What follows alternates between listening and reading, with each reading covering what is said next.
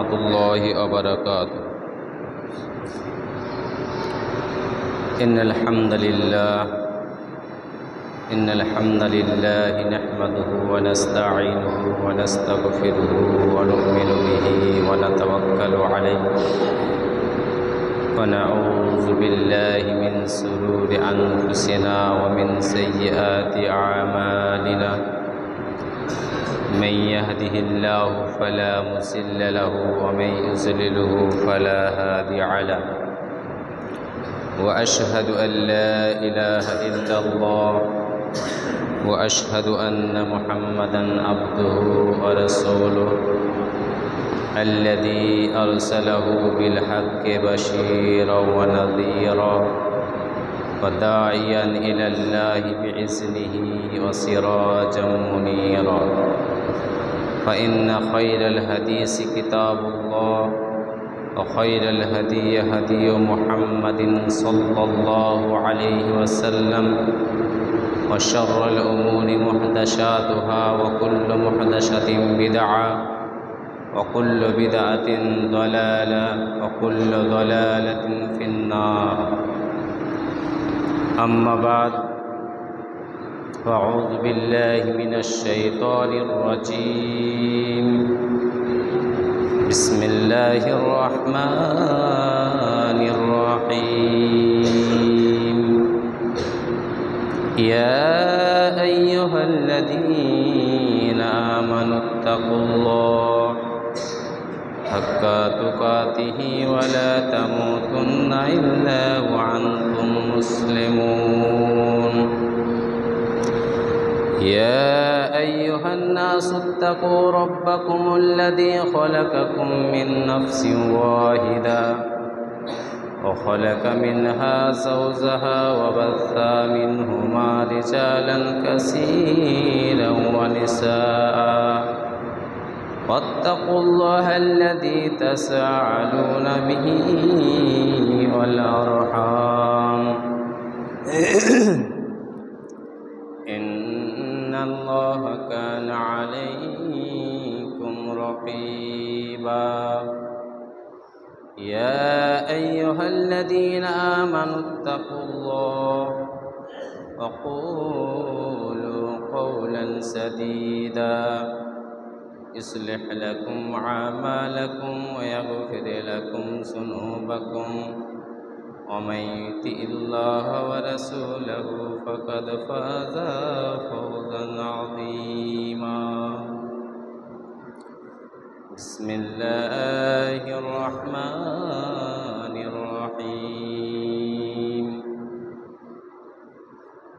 في جنة يتساءلون عن المجرمين ما سلككم في سقر قالوا لم نكن من المصلين ولم نكن نطعم المسكين.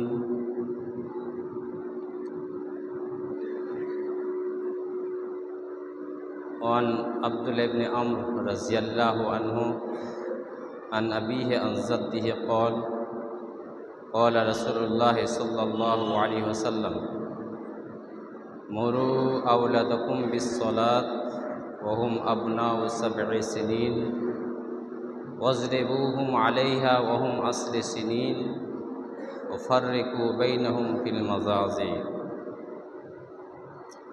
শ্রদ্ধেয় সম্মানিত উপস্থিত জামে মসজিদের মুসাল্লিবৃন্দ, প্রশংসা মাত্রই মহান আল্লাহ রাব্বুল আলামিনের জন্য, যার হাতে আওশক্তি বাউশক্তি, যিনি কোটি কোটি মাখলুকাতকে রিজিক প্রদান করে থাকেন।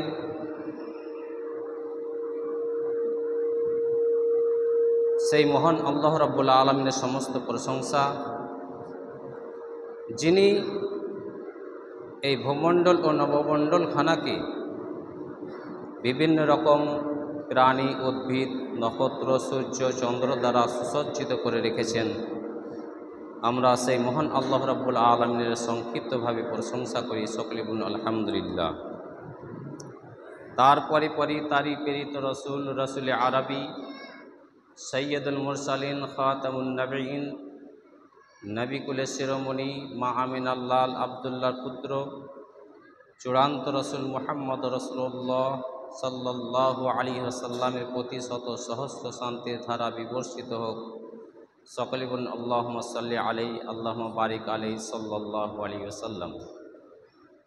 আজকে আমি এই পবিত্র জুমার দিনে যে বিষয়টি নিয়ে আলোকপাত করব মনে করেছি,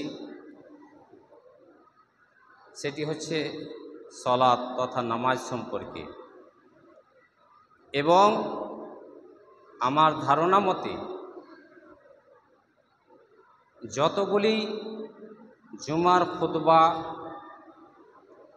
ইসলামিক মাহফিল, সম্মেলন, সেমিনার, কনফারেন্স যতগুলি আমরা আয়োজন করি এই আমরা মুসলিম অধ্যুষিত এলাকাতে, সবচেয়ে বেশি আলোচনা হয় এই সম্পর্কেই। এবং দুর্ভাগ্যের বিষয়, এত বেশি আলোচনা হওয়ার পরেও এখন পর্যন্ত আমরা সঠিকভাবে সলাত আদায় করতে শিখলাম না। এখন পর্যন্ত আমরা এক অপরকে সলাতে তাগিদ করলাম না। এখন পর্যন্ত আমি তো সলাত আদায় করি, কিন্তু আমার ছেলে মেয়েকে, আমার মাকে, আমার বোনকে, আমার স্ত্রীকে কঠোরভাবে এখনও আমি সলাতের আদেশ করি না। এখন পর্যন্ত আমরা মানুষকে বিভিন্ন রকমের উপদেশ, সৎ উপদেশ দিতেও গেলেও রাস্তাঘাটে অহরহভাবে যে মানুষকে ডাক দেওয়া হয়, চলো নামাজের জন্য মুয়াজ্জিন ডাক দিয়ে এসে চলো সলাত আদায় করতে যাই, এই কথাটা আমরা বলতে এখনো শিখলাম না। অথচ নবী করিম সাল্লাল্লাহু আলাইহি ওয়াসাল্লাম এই সলাতের তথা নামাজের ট্রেনিং হিসাবে 5 বছর, 6 বছর, 7 বছর ধরে তিনি সময় নির্ধারণ করেছেন। আমার জানা মতে পৃথিবীতে যতগুলি ডিগ্রি দেওয়া হয়, যতগুলি কোর্স শেখানো হয়, এবং সেই কোর্সগুলির মধ্যে কোনোটা কোর্স 1 বছরে থাকে, 2 বছরে থাকে, 3 বছরে থাকে, 5 বছরে থাকে। কিন্তু একটা সন্তানকে যে নামাজ শিখাতে হবে, নামাজের ট্রেনিং দিতে হবে 7-8 বছর ধরে, এই রকম একটা লম্বা সময় ধরে আর কোনো ট্রেনিংয়ের ব্যবস্থা করা হয়নি। আমরা দুর্ভাগ্যের বিষয়, আমরা যারা সলাত আদায় করি আমরাও সলাত সম্পর্কে উদাসীন। সলাত যে আমাকে রাসূলের নীতি অনুযায়ী আদায় করতে হবে, সলাত যে আমাকে শিখতে হবে, সলাতের পদ্ধতি যদি ভুল থাকে, সলাত যদি আমি প্রবৃত্তির অনুসরণ করে আদায় করি, তাহলে আমার সলাতটা যে বাতিল হবে, এটা আমরা ভ্রুক্ষেপ রাখি না। আমরা কিছু মানুষ আছি এই রকমভাবে আমরা এই নিয়ত করি যে আমার বয়স হয়ে গেছে, হয়তো বা আর বেশি দিন বাঁচব না, চলো আমি মসজিদে যাই, আমি এখন আর কোনো কাজে লাগি না, চলো আমি মসজিদে আড্ডা মারি এবং সময় হতে গেলে সলাতটাও আদায় করে নিব। এই রকমটা ভাবে আমরা সলাত আদায় করা শুরু করি। কিন্তু আমরা অবগত বা আমরা এটা ভালোভাবে জানি যে পার্থিব জীবনে এই জীবনটাকে 40, 50, 60, 70 বছর জীবনটাকে অতিবাহিত করার জন্য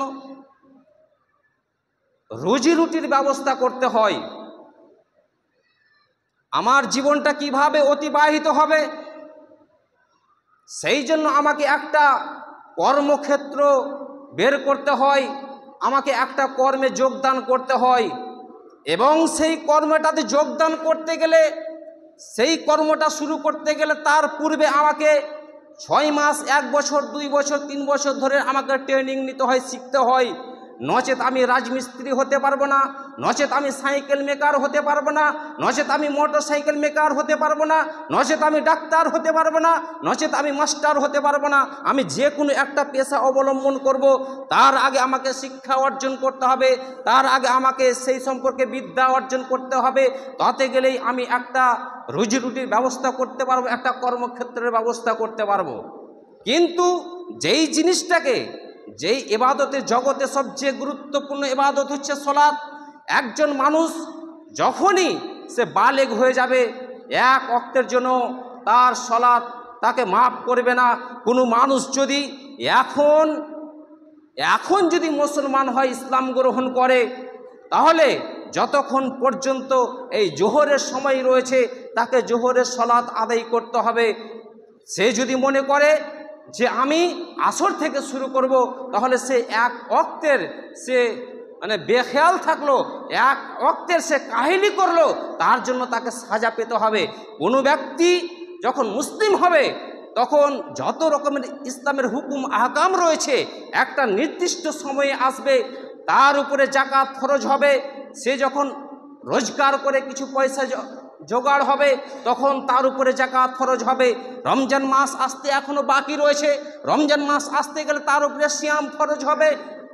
হজ এখনো দেরি রয়েছে, তার কাছে টাকা পয়সা হতে গেলে যখন জিলহাজ মাস নিকটবর্তী চলে আসবে তখন তার উপরে হজ ফরজ হবে। কিন্তু কোনো ব্যক্তি যদি এখনই মুসলমান হয়, ইসলাম গ্রহণ করে, তৎক্ষণাৎ টাইমে যেই ওয়াক্তের সালাত চলছে সেই ওয়াক্তের সালাত থেকে তাকে সালাত আরম্ভ করা শুরু করতে হবে। আর আজকে আমরা মুসলিম নিজেকে দাবি করি, আমরা সালাত আদায় করি, কেউ সাপ্তাহিক, কেউ আবার বছরে 2 দিন ঈদের সালাত আদায় করি। এইরকমটা ভাবে আমরা মুসলিম সমাজকে ধোঁকা দিয়ে, আল্লাহ এবং আল্লাহ রাসূলকে ধোঁকা দিয়ে, তাদের সাথে আমরা প্রতারণা করে আমরা মুসলিমের খাতাতে নাম লিখিয়ে নিজেকে জোর করে আমি মুসলিম দাবি করি। এটা কখনোই হতে পারে না। সালাত আদায় ছাড়া সেই ব্যক্তি কখনো মুসলিম থাকতে পারে না। সালাত আদায় ছাড়া সেই ব্যক্তি মুসলিম থাকতে পারে না। সাহাবায়ে কেরামের যুগেও ছিল না, আজকেও সেটা হবে না। আমরা সেটা কোনোভাবেই মেনে নেব না। আমরা কোনো রকমভাবে দুর্বলতাকে আমার মনের মধ্যে প্রশ্রয় দিব না। সালাত আদায় করতে হবে, নচেত সেই ব্যক্তি মুসলিম থাকতে পারে না। এবং সালাতকে সঠিকভাবে পড়তে হবে। রাসূল সাল্লাল্লাহু আলাইহি সাল্লামের নীতি অনুযায়ী আপনাকে আমাকে সালাত আদায় করতে হবে, যার জন্য আপনার জন্য 5 বছর 7 বছর ধরে ট্রেনিংয়ের ব্যবস্থা রয়েছে। নবী করিম সাল্লাল্লাহু আলাইহি সাল্লাম বলছেন, আন আব্দুল্লাহ ইবনে আমর রাদিয়াল্লাহু আনহু আন আবিহি আন জাদ্দিহি ক্বালা রাসূলুল্লাহ সাল্লাল্লাহু আলাইহি ওয়াসাল্লাম মুরু আওলাদাকুম বিস-সালাত ওয়া হুম আবনাউ 7 সিনিন। তোমাদের সন্তান যখন 7 বছরের হয়ে যাবে তখন তাদেরকে সালাতের জন্য হুকুম করো, আদেশ করো, নির্দেশ দাও। ওয়াজরিবুহুম আলাইহি ওয়া হুম 10 সিনিন। এবং তোমাদের সন্তান যখন 10 বছরের হয়ে যাবে তখন তাদেরকে নামাজের জন্য মেরে নিয়ে যেতে হবে। 7 বছর যখন হয়ে যাবে তখন তার নামাজের ট্রেনিং শুরু হয়ে গেল। আপনি তাকে বাড়িতে শিক্ষা দিবেন, এইরকম আলেম রাখবেন, এইরকম শিক্ষক রাখবেন, এইরকম মুদাররিস রাখবেন, এইরকম তার জন্য টিচার নিয়োগ করবেন। যেই ব্যক্তি তাকে পার্থিব শিক্ষা দান করবে, তাকে সালাতের শিক্ষা দিবে, তাকে আকীদার শিক্ষা দিবে, তাকে শিরক বিদআত সম্পর্কে সচেতন করবে। আজ কোনো ব্যক্তি এইরকম যদি শিক্ষক নিয়োগ করে, আপনার ছেলেকে শিরক বিদআত সম্পর্কে সচেতন না করে, নামাজের যদি ট্রেনিং না দেয়, সে যদি নিজেই মুনাফিক থাকে, সে যদি নিজেই বেনামাজি থাকে, তাহলে তার কাছে শিক্ষা গ্রহণ করা পুরোপুরি জায়েজ হবে না। এটা আমার মন বলছে, এটা আমার ফতোয়া বলছে। অতএব আপনার সন্তানকে আদর্শ সন্তান করতে সর্বপ্রথমে পিতামাতার ভূমিকা থাকবে। পিতামাতা তাকে শিক্ষা দিবে।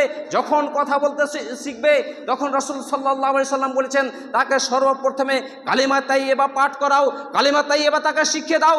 সর্বপ্রথমে আল্লাহর পরিচয় দাও, রাসূলের পরিচয় দাও। এইরকমভাবে আমাদেরকে শিখিয়ে দিয়েছেন। তাদেরকে ট্রেনিং দিতে হবে, তাদেরকে শিক্ষা দিতে হবে। তাহলে গেলে সেই পরিবারটা আদর্শ হবে, তাহলে সেই আদর্শ মা হবে, তাহলে সেই আদর্শ পিতা হবে, তাহলে সে আদর্শ গার্জিয়ান হবে, তাহলে সে আদর্শ অভিভাবক হবে।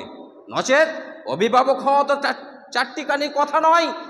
আমি জন্ম দিয়ে দিলাম, আমার ছেলে বড় হবে, ইনকাম করবে, আমার জন্য টাকা পয়সা নিয়ে আসবে, আমাকে খাওয়াবে পড়াবে, এই রকম শুভ কামনা করা আমার পক্ষে সম্ভব হবে না, বা এটা অনুচিত, এটা উচিত হবে না।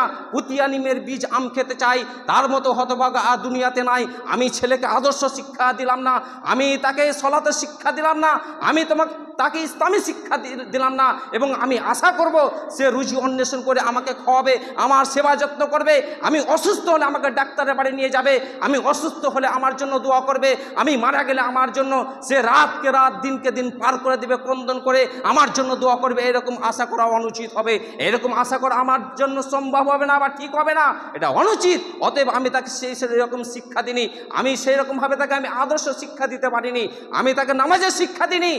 আজকে কি করে 25 বছর বয়সে হঠাৎ করে সে সালাত আদায় করবে? উচিত তো ছিল রসুলের পদ্ধতি মানা, রসুল যেভাবে নির্দেশ দিয়েছে 7 বছর বয়সে কোনো একটি বাচ্চা সে তাকে যা বলবেন সেটাই শুনবে। সেই রকম বয়সে, সেই রকম যখন বয়সে উপনীত হয়েছে আপনার সন্তান সন্ততি, তখন আপনি অবহেলা করেছেন, তখন আপনি রাসূলের কথাকে উপেক্ষা করেছেন, যার জন্য যত রকমের সমস্যা তৈরি হচ্ছে, একের পর এক সমস্যা, একের পর এক সমস্যা। দেখুন রাসূল সাল্লাল্লাহু আলাইহি সাল্লাম উক্ত হাদিসের মধ্যে শেষাংশে বলছেন, অফাররিকু বাইনাহুম ফিল মাজাজি, যখন তাদের বয়স 10 বছর হয়ে যাবে তখন তাদের বিছানা আলাদা করে দাও। এটাও একটা সংবিধান, এটাও একটা ইসলামের আইন। আপনার ছেলে, তাদের বয়স, 2 ভাইয়ের বয়স 10 বছর অতিক্রম হয়ে গেছে, তারা এক বিছানায় ঘুমাতে পারবে না। আপনারই মেয়ে, 2টি মেয়ে 10 বছর অতিবাহিত হয়ে গেছে, তারা একত্রে বিছানায় থাকতে পারবে না। এটা রাসূলের আদেশ, এটা রাসূলের নীতি, এটা রাসূলের ফরমান, এটা রাসূলের হুকুম। আমরা রাসূলের নীতিকে, রাসূলের হুকুম আহকামকে, রাসূলের বিধানকে আমরা আমাদের জীবনে বাস্তবায়ন না করার কারণে বিভিন্ন রকম সমস্যার সম্মুখীন আমাদেরকে পড়তে হয়। রাসূলের নীতি না মানার কারণে আমাদের সমস্যার সম্মুখীন হতে হয়।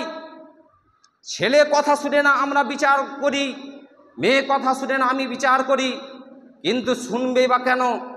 তার আগে যেটি তোমার কর্তব্য ছিল, দায়িত্ব ছিল, সেই দায়িত্ব তুমি পালন করনি, সেই কর্তব্য তুমি পালন করনি, আজকে কেন তোমার কথা শোনা হবে? যাই হোক, আমাদেরকে সচেতন হতে হবে। যারা আমরা অভিভাবক তাদেরকে সচেতন হতে হবে, এবং যারা আমরা আজকেও অভিভাবক হিসাবে আছি এবং এখন পর্যন্ত আমরা নিজেই সলাত আদায় শুরু করিনি, আমাদেরকে সর্বপ্রথমে সলাত আদায় করা শুরু করতে হবে এবং সলাতের ট্রেনিং নিতে হবে। এটা লজ্জার বিষয় নয়, আমাকে সময় দিতে হবে, সময় দিয়ে আমাকে সলাত শিখতে হবে। 1 মাস, 2 মাস, 6 মাস, 1 বছর, যতদিন পর্যন্ত আপনার নামাজের নিয়ম পদ্ধতি রাসূলের পদ্ধতি অনুযায়ী না হবে, যতদিন পর্যন্ত নামাজে যেটুকু অন্তত দোয়া সূরা লাগবে, যতদিন না আমি শিখতে পারছি ততদিন পর্যন্ত আমাকে ট্রেনিং চালিয়ে যেতে হবে। আমি অযথা অনেক টাকা পয়সা খরচ করি, আমি অযথা অনেক সময় ব্যয় করি, আমি প্রত্যেক দিন 2 ঘন্টা, 3 ঘন্টা, 4 ঘন্টা করে সময় অপব্যয় করে কোনো দোকানে বসে থাকি, নচেত আমি মোবাইল নিয়ে, অ্যান্ড্রয়েড মোবাইল নিয়ে আমি ফেসবুকে, হোয়াটসঅ্যাপে, টুইটারে এবং বিভিন্ন রকম সোশ্যাল মিডিয়াতে আমি ব্যস্ত থাকি। সেখানে 1 পয়সা নেকি হয় না, শুধু অর্জিত হয় গুনাহ, শুধু অর্জিত হয় পাপ, শুধু আপনার সেই ঝুলিতে আসে পাপ, পাপ আর পাপ। অথচ আমাকে জাদের রাহ তৈরি করতে হবে, পরকালের পাথেও আমাকে তৈরি করতে হবে। আপনাকে এই জন্য আল্লাহ রাব্বুল আলামিন পৃথিবীতে প্রেরণ করেছেন, যাতে করে যতদিন সে বাঁচবে পরকালের পাথেওটা মজবুত করে সে তৈরি করে নিয়ে যেতে পারবে, মজবুত পরকালে পাথেও নিয়ে যাবে। এই রকম পরকালে পাথেও তৈরি করে যেতে হবে যে আমি যেন বিনা হিসাবে জান্নাতে চলে যাই, এই রকম আমাকে পাথেও তৈরি করতে হবে। আর আজকে আমরা এই সামান্য কয়েকদিন জীবনের জন্য আমরা প্রতিযোগিতা করছি, কে বেশি হালাল উপায় হোক আর হারাম উপায়ে হোক বেশি অর্জন করে আমি বেশি অট্টালিকা হব, আমি বেশি 3 তলা 4 তলা 5 তলা বাড়ি করব, আমার পায়খানা থেকে শুরু করে নিয়ে বাথরুম পর্যন্ত, রান্নাঘর পর্যন্ত সমস্ত ঘরে আমার এসি লাগা থাকবে, সমস্ত ঘরে আমার মার্বেল লাগা থাকবে, এই রকম আমার ঐতিহ্য থাকতে হবে। আমরা এই রকমভাবে প্রতিযোগিতা করছি, কিন্তু আমরা ভুলে যাচ্ছি এই মাত্র 40, 50, 60, 70 বছর জীবনে আমি যে বেঁচে আছি এবং যেখানে আমাকে অনন্তকাল পর্যন্ত থাকতে হবে, সেই জীবনের জন্য আমি কি করলাম? সেই জীবনের জন্য যে আমাকে পাথর তৈরি করে নিয়ে যেতে হবে, আমাকে যে পরকালে সম্বল তৈরি করে নিয়ে যেতে হবে, এটা আমরা ভুলে যাচ্ছি।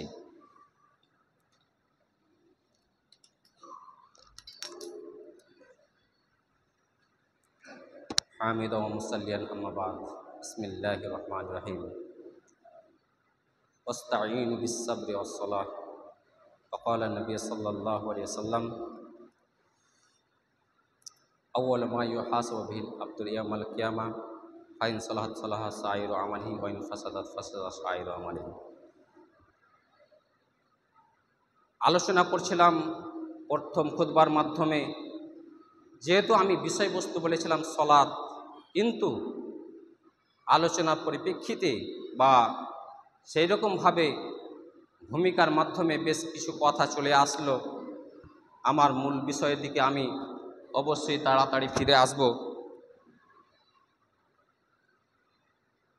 আল্লাহ রাব্বুল আলামিন বলছেন, ওয়াস্তাঈনু বিস-সাবরি ওয়াস-সালাহ। তোমরা আল্লাহর কাছে সাহায্য প্রার্থনা করো ধৈর্যের মাধ্যমে এবং সলাতের মাধ্যমে। ধৈর্য কি জিনিস এটা আমাকে বিস্তারিতভাবে জানতে হবে এবং শিখতে হবে। ধৈর্য কাকে বলে? সবচেয়ে গুরুত্বপূর্ণ জিনিস এটা মানব জীবনের জন্য। যতদিন সে পৃথিবীতে বেঁচে থাকবে, একটা জৌহারের মতো এটা একটা সম্পদ। মণিমুক্তা যেমন পৃথিবীতে একটা মূল্যবান সম্পদ, আপনার জীবনকে ভালো করে নিয়ে যেতে, আপনার জীবনকে সাকসেসফুল করতে আপনি সবর নামক জিনিসটাকে আপনি সারা জীবন ব্যবহার করতে পারেন। এটা আপনার জন্য শুধু মঙ্গল আর মঙ্গল বয়ে নিয়ে আসবে।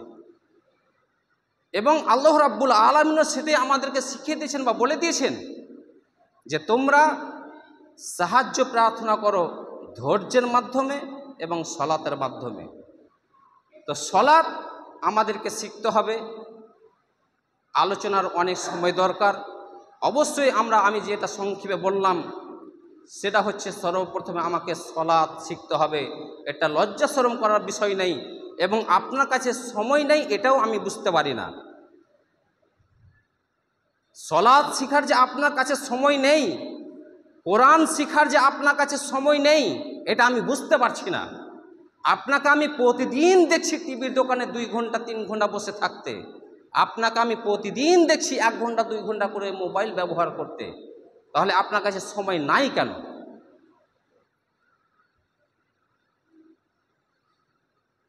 এবং আমাদেরকে পরকালের পাথেয় হিসাবে যত রকমের সৎ আমল রয়েছে সেই সৎ আমলগুলিকে করতে হবে। আমার যদি সলাৎ সঠিক না হয়, রাসূলের পদ্ধতি অনুযায়ী না হয়, সলাৎ যদি আমি রাসূলের পদ্ধতি অনুযায়ী না শিখার চেষ্টা করি, রাসূল সাল্লাল্লাহু আলাইহি সাল্লাম বলছেন যে কিয়ামতের দিন সর্বপ্রথমে বান্দার সলাতের তথা নামাজের হিসাব নেওয়া হবে। যদি তার সলাৎ ঠিক হয়ে যায়, সালোহা সাইরু আমালিহি, তার সমস্ত আমল সঠিক হবে। যতগুলি নেক আমল করেছে, সৎ আমল করেছে, সেইগুলো তো পাস হয়ে যাবে, পাস করে যাবে। ওয়াইন ফাসাদাত ফাসাদা সাইরু আমালিহি, আর সর্বপ্রথমে সলাতের হিসাব নেওয়া হবে। সলাৎ যদি আপনার বাতিল হয়ে যায়, এবং সলাৎ বাতিল যেই কারণগুলিতে হবে, সেই কারণগুলি আমাকে জেনে নিতে হবে। সলাৎ বাতিল করা কয়েকটি রুকুন রয়েছে, সেই রুকুনটিকে আমাকে জেনে নিতে হবে যে কোন কোন রুকুনগুলো সলাৎকে বাতিল করে দেয়। সেইগুলিকে আমাকে ঠিক করতে হবে যাতে করে আমার সলাৎ বাতিল না হয়ে যায়। সলাৎ যদি বাতিল হয়ে যায়, আপনি লক্ষ লক্ষ টাকা দান খায়রাত করছেন, আপনি লক্ষ লক্ষ টাকা খরচ করে হজ করে এসেছেন, লক্ষ লক্ষ টাকা আপনি প্রত্যেক বছর জাকাত প্রদান করেন, লক্ষ লক্ষ টাকা খরচ করে আপনি পাড়া প্রতিবেশী গ্রামের ইয়াতিম মিসকিন দুস্থ মানুষকে আপনি দেখাশোনা করেন, অসহায় মানুষকে আপনি সাহায্য করেন, যারা সবসময় রোগাগ্রস্ত, তার পয়সাতে সংকলন হচ্ছে না, আপনি তাকে সাহায্য করে আপনি তা ডাক্তার দেখানোর ব্যবস্থা করছেন। এইরকমভাবে অনেক অনেক আপনি ভালো কাজ করছেন, সৎ আমল করছেন। সমস্ত সৎ আমলগুলি আপনার বাতিল হয়ে যাবে। আর যদি সলাৎ ঠিক হয়ে যায় তাহলে সেই আমলগুলি আপনি দেখতে পাবেন, মরীচিকার মতো হবে না। আর যদি সলাৎ ঠিক না হয়, সলাৎ যদি আপনি আদায় না করেন, তাহলে যত ভালো আমল করছেন সমস্ত আমলগুলিকে মরীচিকার মতন দেখতে লাগবে। পিচ রোডে যেমন দূর থেকে দেখতে পাওয়া যায় যেন রোডের উপরে পানি ঝলঝল করছে, নিকটবর্তী হতে গেলে কিন্তু সেখানে আর পানি দেখতে পাওয়া যায় না, সেই রকমটা হবে আমার সলাৎ যদি ফাসিদ হয়ে যায়, আমার সলাৎ যদি আল্লাহর দরবারে কবুল না হয়, সলাৎ যদি রাসূলের পদ্ধতি অনুযায়ী যদি না হয়, আর আমি অনেক অনেক আরও অন্যান্য আমল করেছি, সৎ আমল করেছি, সেই সৎ আমলগুলি সেই মরীচিকার মতন দেখতে পাওয়া যাবে। দেখতে তো পাওয়া যাবে দূরে থেকে, খাতায় দেখতে পাওয়া যাবে না, দেখতে পাওয়া যাবে দূরে থেকে, কাছে যাব তখন দেখতে পাওয়া যাবে না। এই রকমটা অবস্থা যেন আপনার আমার না হয়। আমি কত কষ্ট করি, সেই গরমের দিনে আমি সূর্যের তাপে কত কষ্ট করে জোহরের সলাৎ আদায় করতে আসছি। শীতের দিনে সবচেয়ে বেশি কষ্ট হয় ফজরের সলাৎ আদায় করতে। সেই ঠান্ডাতে উঠে উষ্ণ বিছানাকে ত্যাগ করে বর্জন করে ঠান্ডা পানিতে উঁচু করে গোসল করে আমি যে সলাৎ আদায় করতে আসি, সমস্ত কিছু বাতিল হয়ে যাবে যদি সলাৎটা আপনার রাসূলের পদ্ধতি অনুযায়ী না হয়। সলাৎটা যদি আপনি রাসূলের নিয়ম অনুযায়ী যদি আদায় না করেন, তাহলে আমার সমস্ত কর্ম বাতিল হয়ে যাবে। এতগুলি কষ্ট করলাম, কোনো ফল পেলাম না, এত খেটে খেটে পড়াশোনা করে মাধ্যমিক পরীক্ষাতে আমি ফেল হয়ে গেলাম, কারণ সেখানে আমি নাম লেখিনি, রেজিস্ট্রেশন নম্বর লিখিনি। আপনি 100তে 100 মার্কের অ্যান্সার দিয়েছেন, আপনি নাম রেজিস্ট্রেশন নম্বর লেখেননি, আপনার খাতাতে আপনার মার্কশিটের নাম্বার আসবে না। সেরকমভাবে রেজিস্টার করতে গেলে নিজের নামকে আল্লাহর খাতাতে রেজিস্টার করতে গেলে আপনাকে খাঁটি মুসলমান হতে হবে, প্রকৃত মুমিন হতে হবে, সলাৎ আদায় করতে হবে, তার সাথে সাথে যতগুলি সৎ আমল রয়েছে সেই সৎ আমলগুলি করতে হবে, এবং বিশেষ করে সলাৎটাকে রাসূলের পদ্ধতি অনুযায়ী আমাকে আদায় করতে হবে। এটাই আমাকে বিশেষভাবে জোর দিতে হবে, এই রাসূলের পদ্ধতি অনুযায়ী যে কোনটা সলাৎ কিভাবে পড়তে গেলে আমার সলাৎটা সঠিক হবে, সেই রকমটাভাবে আপনাকে আমাকে শিখতে হবে। এই রকমটা নয় আমি শুধু একজনকে দেখলাম, দেখে দেখে সেই রকমভাবে রুকু করলাম, সিজদা করলাম, আমার সলাৎ হয়ে গেল, এই রকম ব্যাপারটা নয়। আপনি অনেকেই অভিভাবক আছেন যারা সময়ের দোহাই দিয়ে থাকেন, যারা কর্মক্ষেত্রে দোহাই দিয়ে থাকেন যে আমি কর্মব্যস্ততার কারণে ছেলে মেয়েদের রুজি অন্বেষণ করার জন্য আমি সকালে বের হয়ে যাই, সন্ধ্যায় আসি, যার জন্য আমি ছেলে মেয়ের ভ্রুক্ষেপ রাখতে পারি না, নিজেরও ভ্রুক্ষেপ রাখতে পারি না। এটা ভুল কথা। আল্লাহ রাব্বুল আলামিন যদি না চান, তাহলে আপনি যদি সারাদিন রুজি অন্বেষণের জন্য ঘুরে বেড়ান, 1 টাকাও আপনার কাছে রুজি হিসাবে আসবে না। আল্লাহ রাব্বুল আলামিন যদি না চান, আল্লাহ রাব্বুল আলামিন যদি চান, তাহলে আপনি যতটা আশা করছেন তার চেয়ে বেশি আল্লাহ রাব্বুল আলামিন পাইয়ে দিবেন। 2 ঘন্টাতে, 3 ঘন্টাতে, 4 ঘন্টাতে। আপনি কেন সলাৎ ত্যাগ করে ব্যবসাতে ব্যস্ত থাকলেন? কেন আপনি সলাৎ ত্যাগ করে আপনি এখানে ওখানে চলতে থাকলেন? সলাৎ কোনো অবস্থাতেই মাপ নেই, সলাৎ আপনাকে সর্ব অবস্থাতেই পড়তে হবে। নামাজে কাহেলি করা চলবে না। আল্লাহ রাব্বুল আলামিন বলেছেন ফাওয়াইলুল লিল মুসাল্লিন, নামাজীদের জন্য ওয়াইল নামক জাহান্নাম নির্ধারণ করে রাখা হয়েছে। কেমন? নামাজে কোনো রকমের অলসতা করা চলবে না, অলসতা করা চলবে না। আপনি প্রত্যেক দিন সেই ফজরের সলাৎ জোহরের সময়তে আদায় করবেন, এটা এক প্রকারের অলসতা। আপনি ধুলিয়ান থেকে কলকাতা আপনি ভ্রমণ করছেন, এই ভ্রমণ করতে যে 2-3 ওয়াক্তের নামাজ ছুটে গেল, এইরকমভাবে নামাজ ছুটতে গেলে এটাকে বলে অলসতা। এইরকমভাবে আপনার নামাজ ছুটবে না, সলাৎ ছুটবে না। আপনি ট্রেনে আছেন, আপনি দিক নির্ণয় করতে পারেন না, একটাকে পশ্চিম মনে করে আপনি সলাৎ শুরু করে দিন। আপনার কাছে বসার জায়গা নেই, যেভাবে আপনি দাঁড়িয়ে রয়েছেন বাঙ্কার ধরে সেইভাবে আপনি সলাৎ আদায় করা শুরু করে দিবেন। কিন্তু নামাজ সময় অতিক্রম করবেন না, নামাজকে আপনি গাফেল হবেন না নামাজ থেকে। নামাজ সব সময় আপনার মুমিনের বন্ধু, সব সময় আপনাকে সেটাকে ব্যবহার করতে হবে। দেখুন, ফরজ সলাৎ ছাড়াও আপনি অন্যান্য সলাৎ আদায় করবেন, যেহেতু আপনার প্রয়োজন রয়েছে। যা কিছু প্রয়োজন হবে আল্লাহ রাব্বুল আলামিনের কাছে চাইতে হবে। সলাতের মাধ্যমে যদি আপনি চান তাহলে সবচেয়ে সেটা উত্তম হবে। আর আপনি সলাৎকে ছেড়ে দিয়ে আপনি রুজি খুঁজছেন, এটা কখনোই সম্ভব হবে না।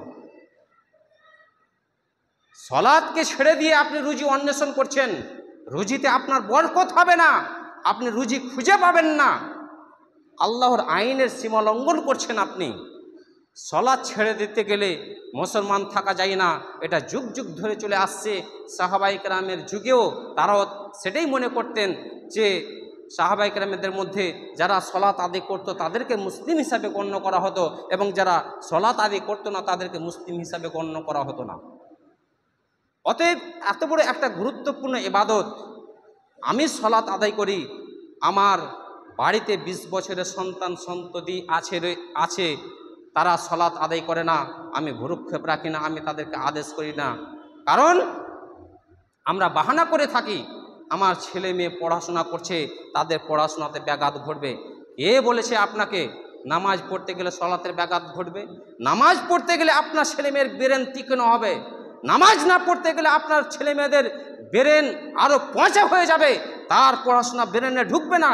নামাজ পড়তে গেলে ব্রেন বৃদ্ধি হবে, এটা সায়েন্স আজকে আপনার প্রমাণ করছে। অতএব আপনি কেন বলছেন যে সময় অপব্যয় হবে? জুমার সলাৎ আদায় করতে গেলে সময় অপব্যয় হবে, সলাৎ আদায় করতে গেলে সময় অপব্যয় হবে। এইরকম অনেক স্কুল কলেজ ভার্সিটি এবং একাডেমিগুলিতে এইরকম ভাষা ব্যবহার করছে। এই রকম ভাষা ব্যবহারকারী একাডেমি স্কুলগুলোতে আপনার ছেলে মেয়েকে ভর্তি করা জায়েজ হবে না, এটা আমরা মনে করি। অতএব আপনার ছেলে মেয়েকে সেই জায়গাতে ভর্তি করতে হবে যে আপনার ছেলে মেয়েকে নিজের সন্তানের মতো তাকে নামাজ শিখাবে, শিরক বিদআত সম্পর্কে অবগত করবে, তাকে ইসলামের আরও হুকুম আহকাম যেইগুলি রয়েছে সেইগুলি সম্পর্কে তাকে অবগত করাবে, এবং পার্থিব যেইগুলো জ্ঞান সেইগুলি তাকে সুন্দরভাবে দান করবে, তাকে শিষ্টাচার শিক্ষা দেবে। এই রকমভাবে যারা শিক্ষা দেবে এই রকম স্কুল কলেজ একাডেমি ভার্সিটিতে আপনার ছেলেমেয়েকে ভর্তি করতে হবে। নচেত যারা আপনার ছেলেমেয়েকে নিয়ে যে শিরক করাচ্ছে, যারা আপনার ছেলেমেয়েকে নিয়ে গিয়ে বেপর্দা করাচ্ছে, যারা আপনার ছেলেমেয়েকে নিয়ে গিয়ে ইফটিজিং করাচ্ছে, যারা আপনার ছেলেমেয়েকে নিয়ে গিয়ে ব্যভিচার করাচ্ছে, সেই রকম স্কুল কলেজে পড়া থেকে না পড়ে বাড়িতে বসে মূর্খ থাকা, নিরক্ষর থাকা অনেক ভালো, অনেক ভালো, অনেক ভালো। অতএব সতর্ক এবং সাবধান হয়ে যাবেন। আপনার ছেলে মেয়ে শুধু দেখতে পাবেন যে আপনার ছেলে মেয়ে, কিন্তু প্রকৃত আপনার ছেলে মেয়ে থাকবে না, সেটা অন্য কারো ছেলে মেয়ে হয়ে গেছে, হয়তো শয়তানের ছেলে মেয়ে হয়ে গেছে, না হলে আরও যে বদমাস লাফাঙ্গারা ঘুরে বেড়াচ্ছে তাদের ছেলে মেয়ে হয়ে গেছে। আপনার ছেলে মেয়ে থাকবে না, শুধু খাতা কলমে থাকবে যে উমুকের ছেলে উমুক, উমুকের মেয়ে উমুক, উমুকের ছেলে উমুক, এইরকমটা শুধু আপনার খাতা কলমে থাকবে, কিন্তু প্রকৃত আপনার সন্তান থাকবে না, সে আদর্শ সন্তান হবে না, আদর্শ ছেলে হবে না, আদর্শ মেয়ে হবে না, আপনার ছেলে মেয়েকে আপনি খুঁজে পাবেন না। অতএব যারা আদর্শ শিক্ষা দেবে, যারা কোরআন হাদিসের শিক্ষার সাথে সাথে দুনিয়াবি শিক্ষা দেবে, এই রকমটা স্কুল কলেজ ভার্সিটি আপনাকে চুনে নিতে হবে, সেই স্কুল কলেজে আপনার ছেলে মেয়েকে পড়াতে হবে। যদি যেখানে নাচ গান উলঙ্গ বেহায়াপনা শিখাবে, সেই স্কুল কলেজ ভার্সিটিতে আপনার ছেলে মেয়েকে পড়ানো জায়েজ হবে না। আপনারা সতর্ক এবং সাবধান হয়ে যাবেন। এটা তাদের মূল ভিত। একটা নার্সারি একাডেমিতে আপনি যখন আপনার ছেলে মেয়েকে ভর্তি করছেন তখন থেকে আপনাকে চেষ্টা করতে হবে, নচেত আপনি পরক্ষণে আপনি লাইনচ্যুত হয়ে যাবেন, বুঝতে পারবেন না আপনার ছেলে মেয়েকে কোন রাস্তায় দিবেন। এমন শিক্ষকের কাছে আপনার ছেলে মেয়েকে রাখবেন যেই শিক্ষকটা নিজের ছেলে মতো ভালোবেসে সমস্ত কিছু শিক্ষা দান করে, একের পর এক স্টেপ বাই স্টেপ সে রাস্তা দেখাবে। তুমি এখন এই স্কুল থেকে উত্তীর্ণ হয়ে গেলে এই স্কুলে ভর্তি হও, অমুক একাডেমিতে ভর্তি হও, অমুক মাদ্রাসাতে ভর্তি হও। সেই শিক্ষকটি, যে শিক্ষকটি আপনার ছেলে মেয়েকে দিশা দেখাবে এবং আদর্শ শিক্ষা দেবে, এইরকম স্কুল কলেজ একাডেমি ছাড়া আপনি আপনার ছেলে মেয়েকে ভর্তি করবেন না। যাই হোক, আমার যেটা মূল বিষয় ছিল সলাৎ, সেই সম্পর্কে আমি বেশি আলোচনা করতে পারলাম না, যার জন্য দুঃখিত। এবং সময় অতিবাহিত হয়ে গেছে, এখান থেকে আমার আলোচনার ইতিরেখা টেনে দিচ্ছি। শেষ সময় দোয়া করবো, হে আল্লাহ রাব্বুল আলামিন, তুমি আমাদেরকে সলাৎ সঠিকভাবে আদায় করার পদ্ধতি তুমি আমাদেরকে শিখিয়ে দাও।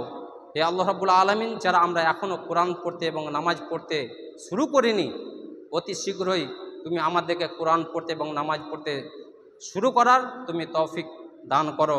যারা আমরা এখনও সলাৎ শিখিনি, তুমি আমাদেরকে শিখার তৌফিক দান করো। এখানে লজ্জার কোনো বিষয় নেই।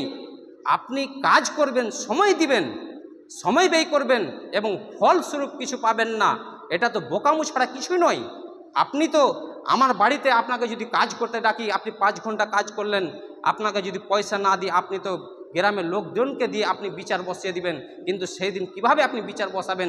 আপনি তো সারা জীবন সলাত আদায় করলেন এবং দেখছেন যে আপনার আমলের খাতাতে ফাঁকা রয়েছে, নামাজ রোজা বলে কিছুই লেখা নেই, তখন আপনি কাকে বলে বিচার বসাবেন? অতএব এইরকমটা যেন আপনার আমার অবস্থা পরিস্থিতি না আসে, যাতে করে আমরা যা আমল করবে তা আমরা যেন আমল নামায় দেখতে পাই, এইরকমটা ভাবে যেন আমরা আমল করে যেতে পারি। এ আল্লাহ রাব্বুল আলামিন, তুমি আমাদেরকে তৌফিক দান করো। আমিন সুম্মা আমিন। ওমা আলাইনা ইল্লাল বালাগ। বিসমিল্লাহির রহমানির রহিম।